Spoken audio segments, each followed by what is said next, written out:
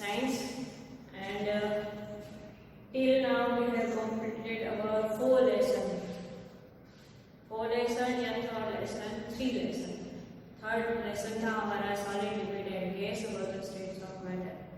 अब हम हमारा न्यू लेसन चैप्टर नंबर 4 वो स्टार्ट करने जा रहे हैं और लेसन नंबर 4 है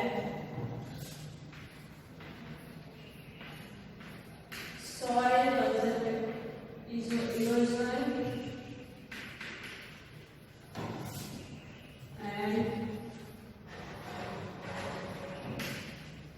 conservation.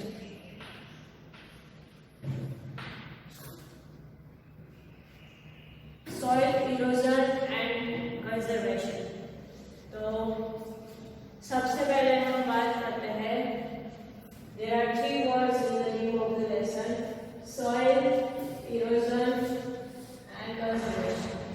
तो सबसे पहले हम soil के बारे में आज कुछ information है वो लेंगे और आगे आगे हमारा चैप्टर है वो हम लर्न करेंगे। तो सबसे पहले जो मैं आपको बताना चाहूँगी that soil is a natural resource. एक रिसोर्स किसे कहते हैं कि जिसमें से हमें कुछ मिलता है। तो ये जो रिसोर्स है वो नेचुरल रिसोर्स है, जैसे कि वाटर एक नेचुरल रिसोर्स है, फूड नेचुरल रिसोर्स है, वैसे ये सॉइल है वो भी एक नेचुरल रिसोर्स है। और आपको ये भी शायद पता होगा कि सॉइल के डिफरेंट लेयर्स होते हैं।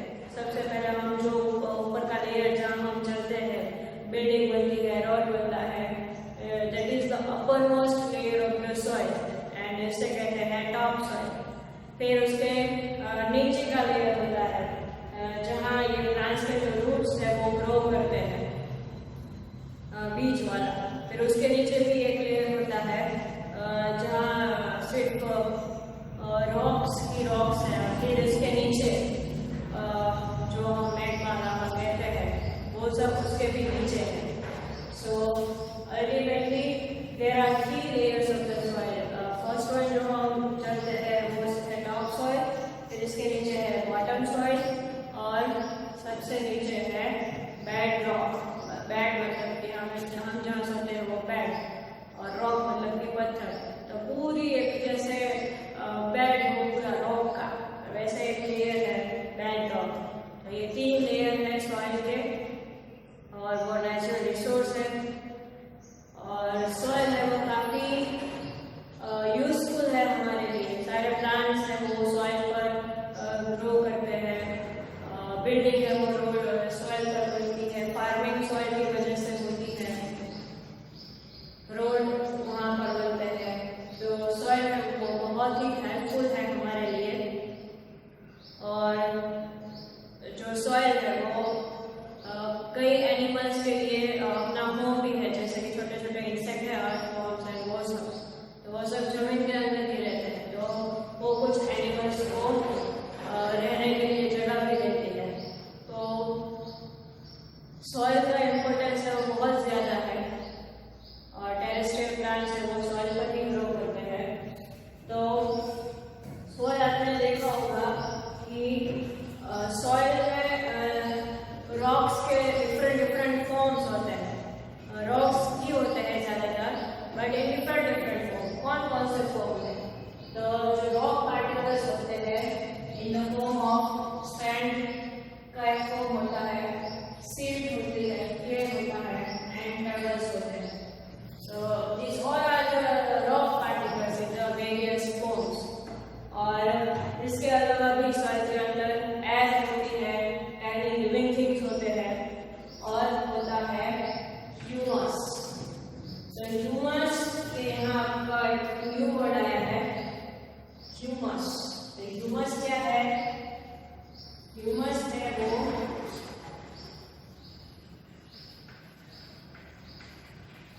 remains of plants and animals। जैसे कि हम पता है कि कोई भी प्लांट्स हो तो उसके लीव्स है वो उसके प्लांट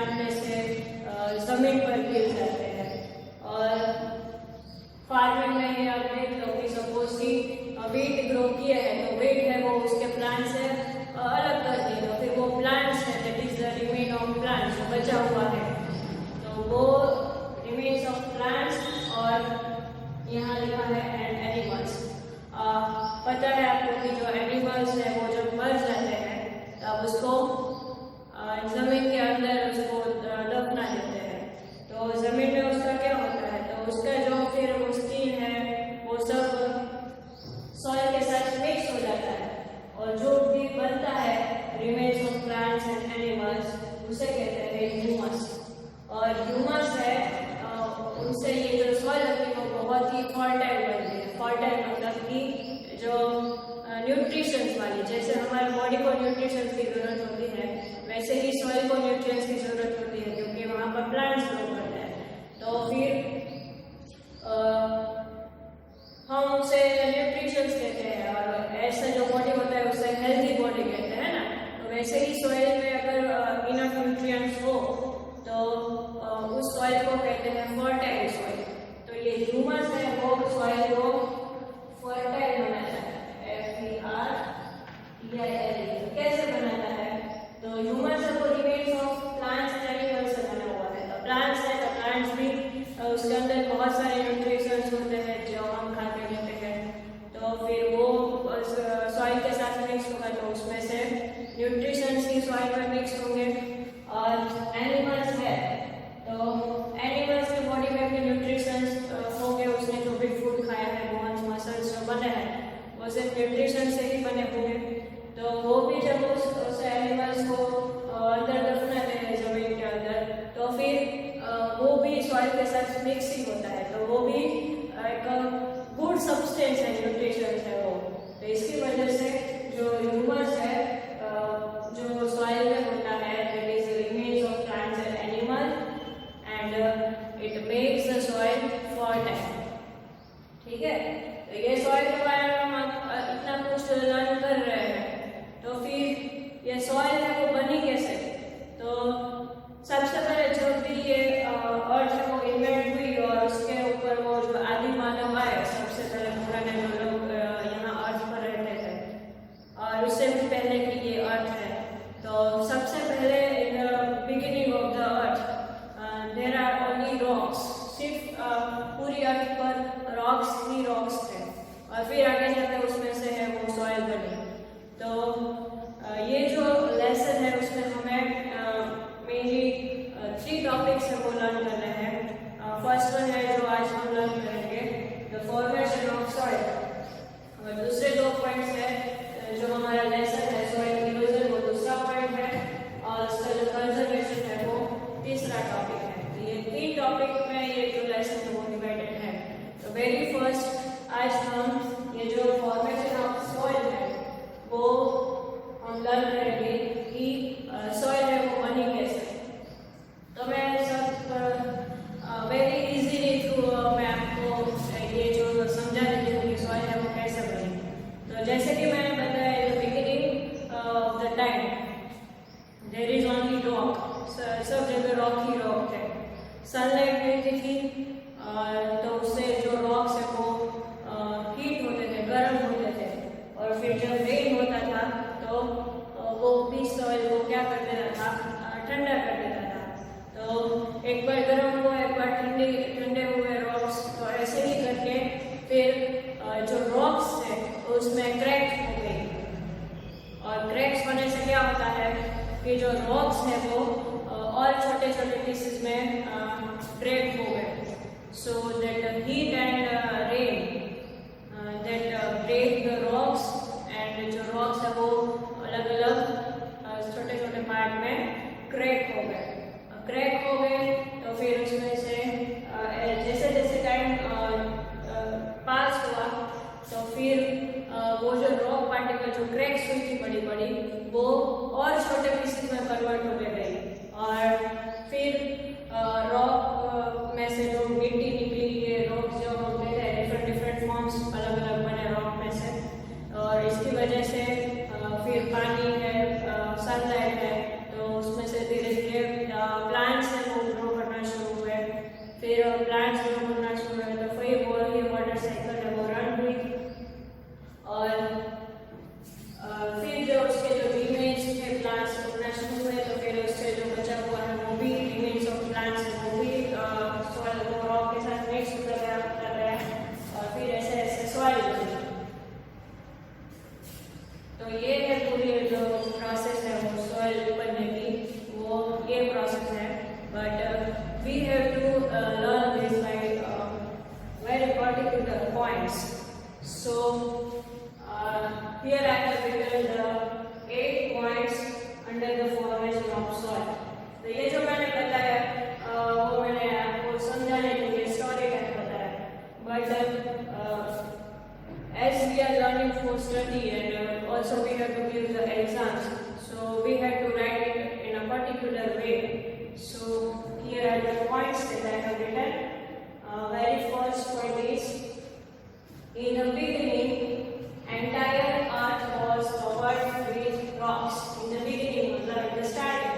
entire earth, पूरी जो earth थी, that is covered with the rocks. The second part is heat from the sun heated the earth and rain cooled it. सन में से जो हीट मिलती थी वो अर्थ को गर्म करती थी और जो रेन है वो अर्थ की सरफेस को कूल करते थे. So third point, as a result the rocky surface cracked. अब कोई भी चीज को ठंडा करो तो वो चीज है वो वीक हो जाती है, काफी स्ट्रॉन्ग ही क्यों ना हो पर वो वीक हो जाती है. तो ये जो हीट मिलती थी सन से और फिर रेन से पूरी मिलती थी, उनके रिजल्ट में क्या हुआ कि जो रॉकी सरफेस थी उनके बीच में क्रैक्स हो गई.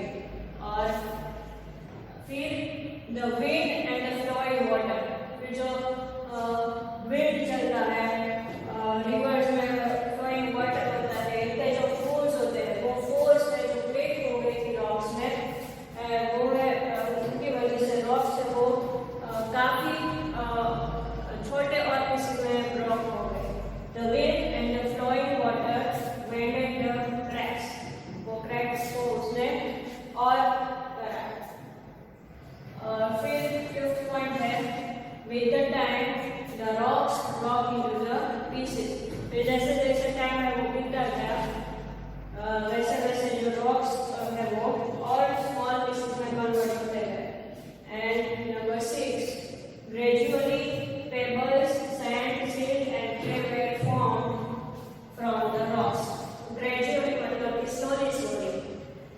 Then small pieces में ये rocks से वो broke हुए pieces में और फिर उसमें से क्या क्या बना, pebbles बने, sand बने, silt बने, clay बने और ये सबसे क्या form होता है, soil form होता है.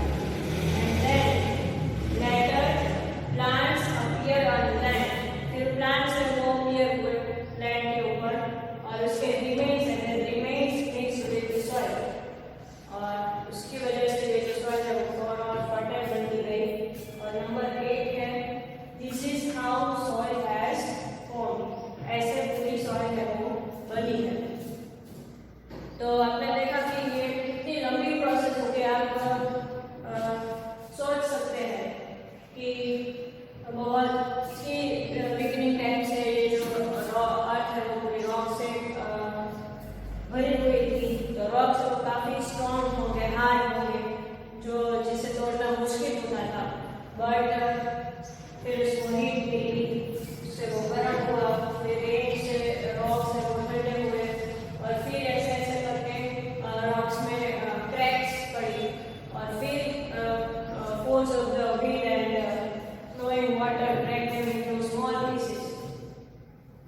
And slowly pebbles, sand, silt, clay ये सब बना और लैंड हमारी क्रिएट हुई और फिर प्लांट्स अपीयर हुए और उसके रिमेन्स है वो उसके साथ मिक्स होके सॉइल बना. तो ये जो पूरी प्रोसेस है वो काफी लंबी प्रोसेस है. तो इसीलिए जो लैंड पोल्यूशन का जो हमारा प्रॉब्लम है, जो हम जमीन के ऊपर सॉइल के ऊपर कचरा फेंकते हैं प्लास्टिक और केमिकल से भरा हुआ, तो वो हमारी सॉइल को डैमेज करता है. तो बहुत बारिश आती है तो फिर वो भी सॉइल को डैमेज करती है. उसके साथ ऊपर का जो लेयर है फ्लोइंग वाटर के साथ वो बह जाता है. तो ऊपर का जो लेयर होता है वो डैमेज होता है. आपको पता है कि फर्स्ट लेयर है ऊपर का वो काफी इम्पोर्टेंट होता है प्लांट्स के लिए. क्यों? क्योंकि उसमें से ही जो न्यूट्रिएंट्स हैं वो प्लांट्स को मिलते हैं और प्लांट्स को हेल्दी ग्रो करते हैं. So the top soil is the most important layer of the soil. और ये जो विंड है, फ्लोइंग वाटर है और हम जो कचरा फेंकते हैं, कचरा जलाते हैं, वो सब लैंड सॉइल में फिक्स होता है और वो है वो डैमेज करता है. तो हमारी सॉइल है वो उससे हार्म होता है. तो फिर वो